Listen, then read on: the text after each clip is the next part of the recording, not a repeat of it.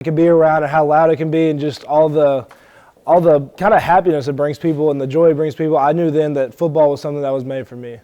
You know, I always grew up knowing that, like, I was kind of bigger than everybody else. I was athletic, but I never thought anything like this would happen. I thought I would get some, you know, small D2s, maybe a small D1 offer whenever I got to this level. But the attention that I've gotten has really changed my world. You know, every Saturday for probably months on months, me and my dad would load up in a car and go to a different college and go see different people. And it's been amazing that I've got to experience that with my family.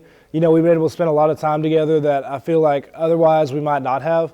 And so just being able to bond with them through that and being able to take people who would never get to see, you know, the famous coaches, the famous places, or get to be in a situation like that, I've gotten to bring them along with me.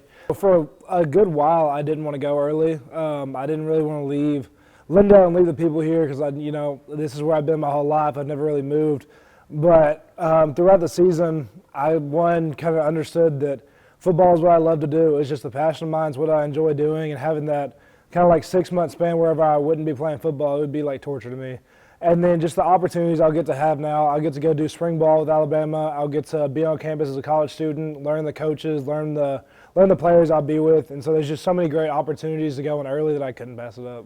Coach Saban is one of the greatest coaches in college football history, if not the greatest coach. And so just knowing I can go into somebody with that much wisdom and that much passion for the game, that he's, you know, stayed this long and had this much success. I know that if he's had success in the past, he knows how to do it. He's set up that culture that's going to be great and outstanding, and it's going to last for a long time. And so I'm excited. It's a little nerve-wracking knowing the the bar that he's set in the past, the standard that he's set, and I have to go match that. But it's a challenge. I'm looking forward to it. I have a full ride. I have everything covered from classes to travel to housing. Anything you can imagine, they're taking care of for me. Every offer that I got was a full ride. They would all have done the same thing that Alabama would have done, which was really cool because, like, whenever I did have my problems medically, I asked them, you know, if I was to get injured, would that scholarship still be available to me? And at the time that I committed, as soon as I, you know, told Coach Saban that I wanted to come be a part of the team, if I was to, you know, blow out an ACL or completely damage a body part and not be able to play, it would still be, my entire schooling would be covered. They would take care of all of that for me, which I think is just, it's an awesome part of college football. Yeah, the biggest thing that's like enjoyable for me is the kind of family you get whenever you start playing football. You know, there's people you have to be around for many, many months out of the year. You spend most of the time with those guys, and you really build a big bond with them, a big like trust, sense of brotherhood, and you start to enjoy being around those guys, start working out with those guys, and it's like a family. You know, I've had 2 knee surgeries. I've had meniscus replaced or repaired in both of my knees, and so that was always a really hard thing. You know, injury is it's a really hard thing for an athlete because you want to go out and play and you want to go out and do great things, but you have a body part that, you know, is just hurting and it can't keep up with you, so you have to wait out and you have to sit and you have to watch your teammates go out and do work and kind of grow together while you're just sitting on the sidelines. And so those two, the recovery from both of those surgeries was probably the hardest part mentally, just being able to, you know that God's got me in control, but I have to wait and kind of bid my time before I can get back on the field. And the recruiting world is crazy. I've been having to run around and get a very small amount of sleep and go from place to place and make some really hard decisions. And I do believe, without my faith, I probably thought that I was better than I was and kind of got a big head and not being able to do the things I was able to do. And also the coaching staff. The coaching staff here at Lindale is great. They love us more than anything else, but they push us in a way that no other high school in the country does, in my opinion.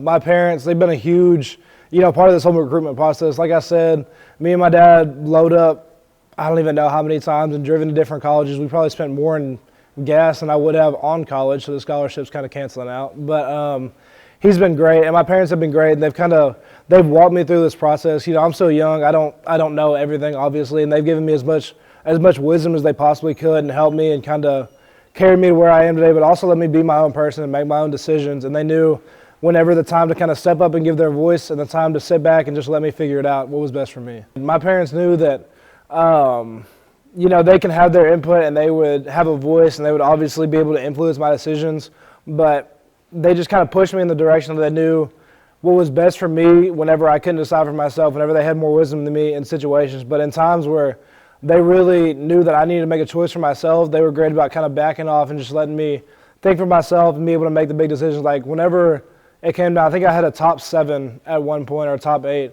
And at that point, they took their hands off. They said, listen, it's your decision. You need to talk to God. You need to talk to people around you. But ultimately, it's your decision. Just go to the place where you think you're going to be the best. And I think that's the best thing they could have done. My grandmother, she passed away a couple of years ago. And really everything I do is for her and my grandfather. He now has dementia. But they were always my biggest supporters. They would always brag about me to their friends. They'd always say everything. And so my main goal was to make them proud. And I know that she's looking down from heaven, and whenever he can remember, he's remembering great things. And so I'm playing for them.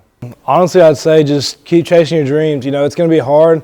Everything was definitely not easy for me. I went through a lot of different, episodes where as an athlete you just feel like you're not good enough because either you're not performing or you're not living up to expectation. It gets really hard. It's kind of a tedious thing you have to go through, and I wouldn't wish it on anybody, but if you can get through that and just keep believing in yourself, keep believing in your goals, kind of lean on those around you, that it will get better. Everything always gets better. There's always a greener side to a pasture.